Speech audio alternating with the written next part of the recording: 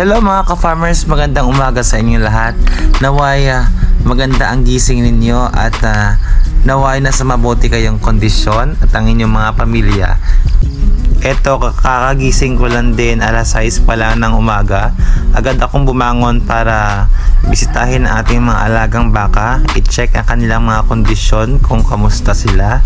So hinihintay ko mag-taas yung sikat ng araw, mga around 9 bago sila ipastol para iwas sa bulate at mga insekto sa damuhan.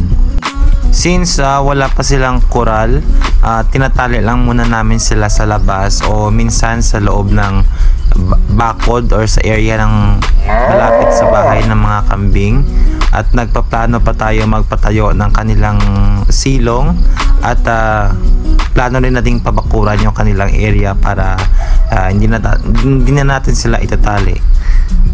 So nabili natin or na-acquire natin yung lupang ito last quarter ng 2022 at bago pa lang kami dito.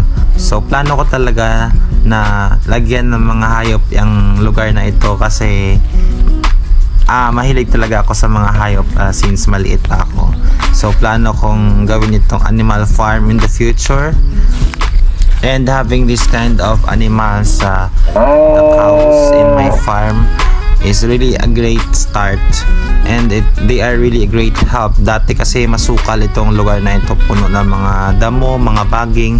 Now unti-unti na nilang nililinis at at the same time benepisyo rin sa kanila kasi kinakain nila yung mga damo.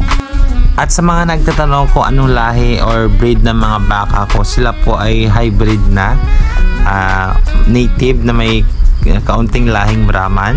Nag-start tayo dito kasi wala pa tayong enough knowledge, meaning baguhan pa tayo sa pag-aalaga ng baka.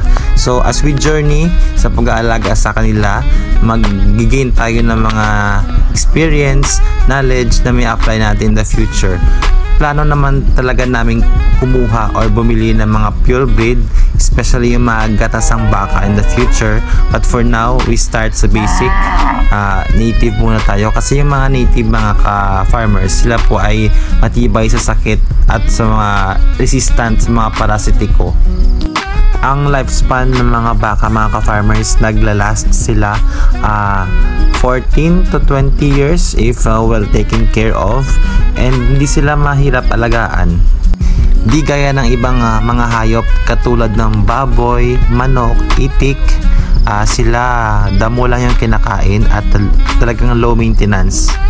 So if you're looking for a good investment where you can put your hard-earned money, cattle farming is one.